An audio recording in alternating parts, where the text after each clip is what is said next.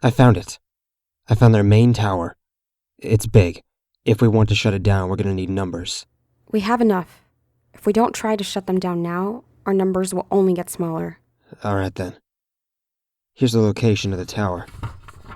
We need to move quickly. Tell the others and grab the gear. Remember, they can mimic voices of people they've infected, so don't shoot unless you have visual confirmation it's one of the creatures.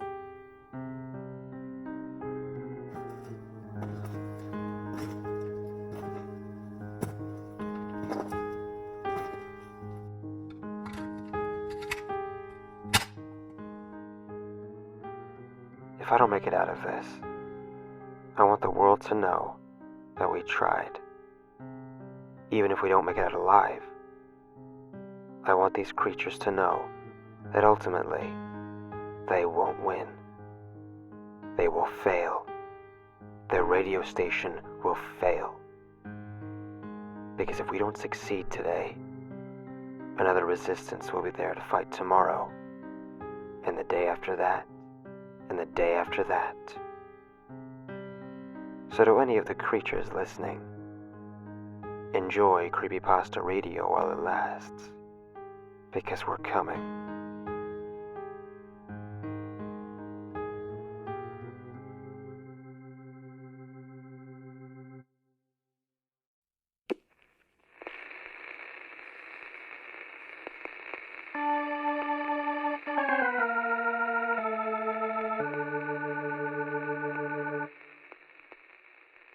Welcome back to yet another episode of Creepypasta Radio, where your scares make us smile.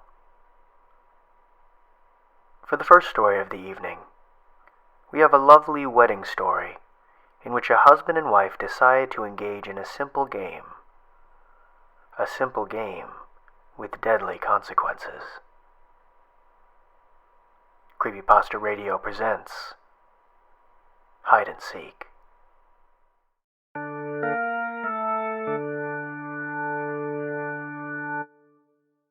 Back in '75, a young couple, both 18, decided to get married right after high school.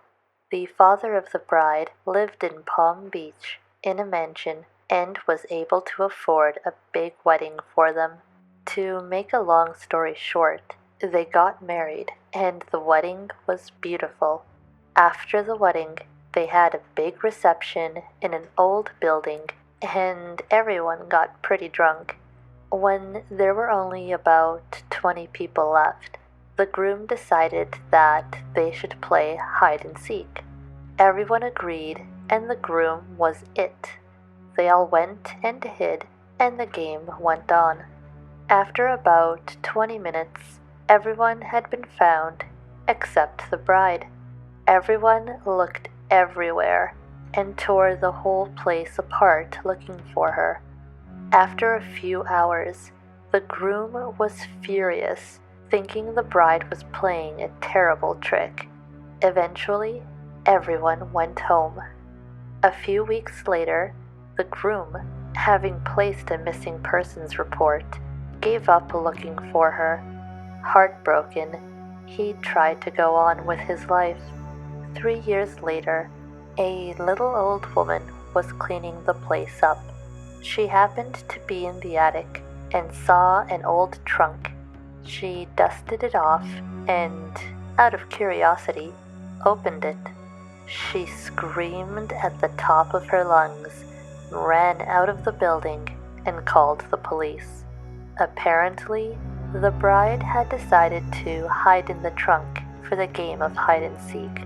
When she sat down, the lid fell, knocking her unconscious and locking her inside. She suffocated after a day or so. When the woman found her, she was rotting, her mouth open in the shape of a scream.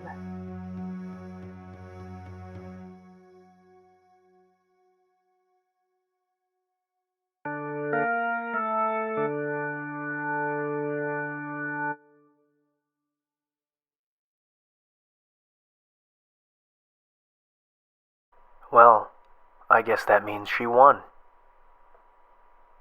Our next story is a nice reminder to not trust the things we see with our eyes, especially in the dark. Creepypasta Radio presents Turn on the Lights.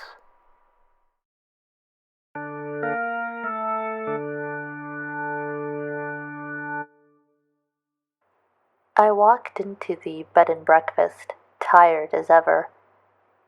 First, I entered the bathroom, turned on the light, and washed up. I was too exhausted to turn the rest of the lights on in the room, so it was a little dark. My bag was thrown under what appeared to be a full-length mirror. There was not enough light to make out all of my features, but I could make out the basic shape of my body in the reflection. It's not like it mattered. I was going to bed anyways, so I didn't need to check myself out. I could see my reflection out of the corner of my eye, following me as I shuffled around the room, as it should. As soon as my head hit that pillow, I was out. A few hours later, I was feeling a bit chilly. I felt a breeze on my face. I thought that someone must have left the window open. When I got up and scoured the walls for a window, all I found was sheetrock covered in tacky wallpaper. To get a better view, I walked over by my bag and turned on the light switch. When I looked toward my bag to get a jacket, I found the source of the breeze. What I earlier thought was a mirror was actually a window, and the window was open. I hear a rustling coming from the other room. I should have turned the lights on sooner.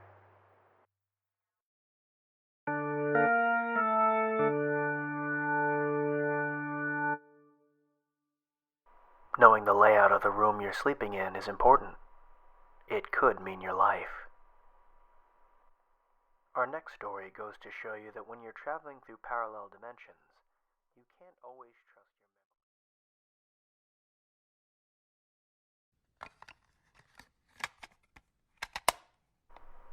I don't know any other way to express my guilt other than through this entry. I'm an engineer for a private power company in Arizona.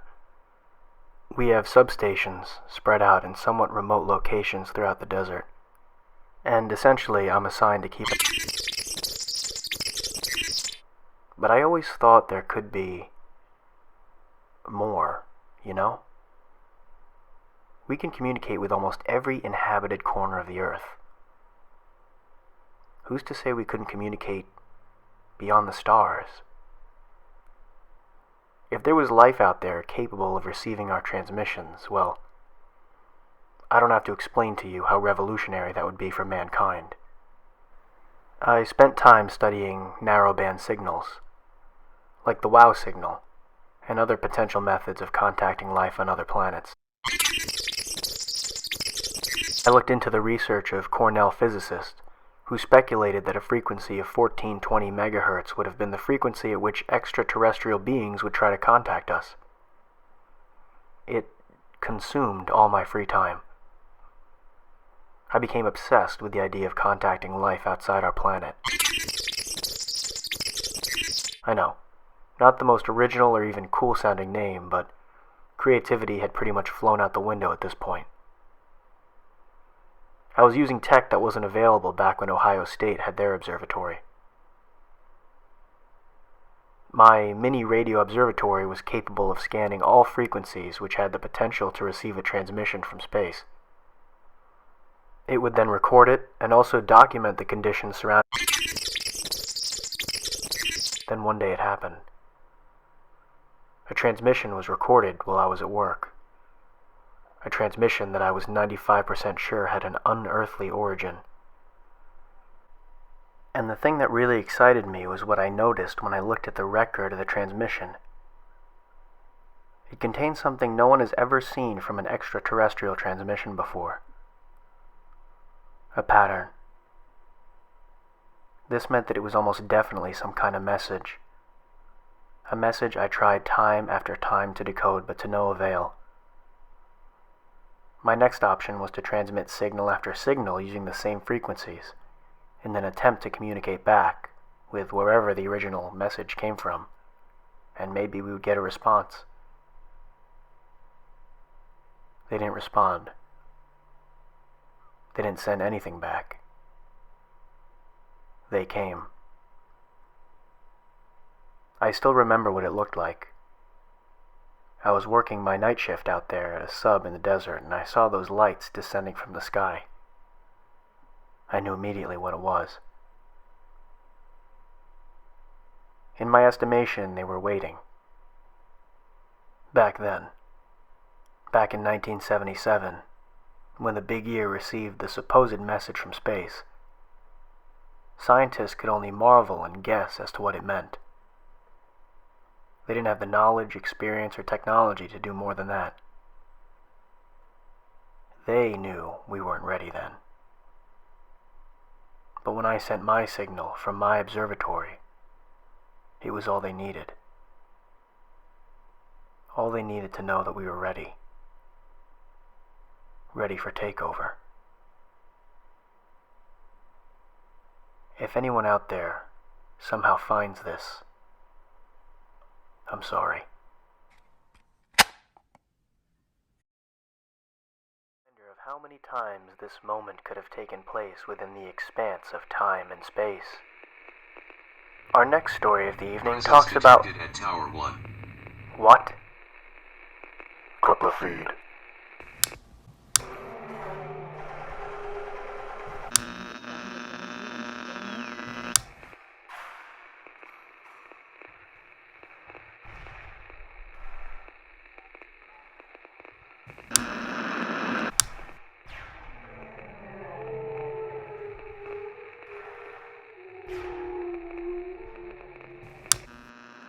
We are going to lose the tower.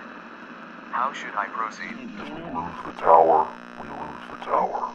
But the broadcast must not stop.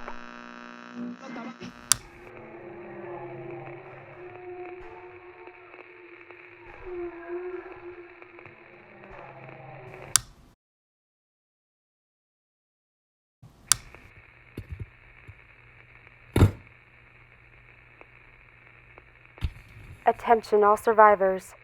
Creepypasta radio has been shut down. You are safe. This station will now be used to find others who are looking for a safe place, looking for a home. If you are a survivor, stay strong and stay alive. We will find you.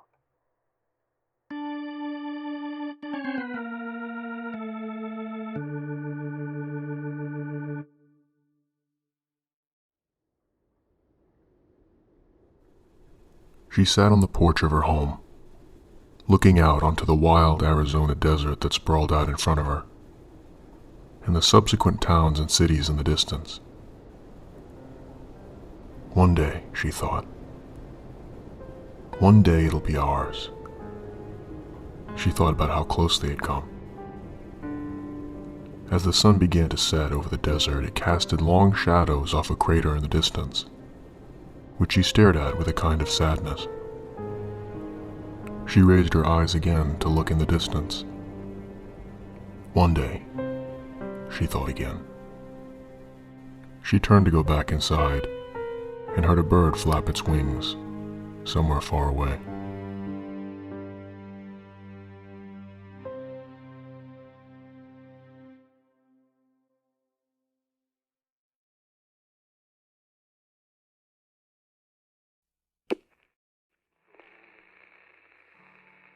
Trying to leave something behind. Oh, my friends, I believe we are at the wrong side, and I cannot read what I did not write. I've been to his house, oh, but the master is gone. But I'd like to leave something behind. Oh, there is a beast who's taking my brain. You can put me to bed, but you can't feel my pain. When the machine has taken the soul from the man, it's time to leave something behind. Our money is free, but love costs more than our bread. And the ceiling is hard to reach. All the future ahead is already dead. Hello and welcome to Creepypasta Radio. Would you like to hear a story? There once was a boy who had a neighbor who was a few years older than him. In time, the boy began to realize that the neighbor was better than him in almost every way. His neighbor was stronger. His neighbor was faster. His neighbor was smarter. So the boy hatched a plan. One night the boy ambushed the neighbor and killed him, chopping his body up into 3 pieces and buried them. The boy thought he had finally won out over his neighbor. He went to bed. That night there was a knock at the door. Ha. Ha. Ha. What a silly story.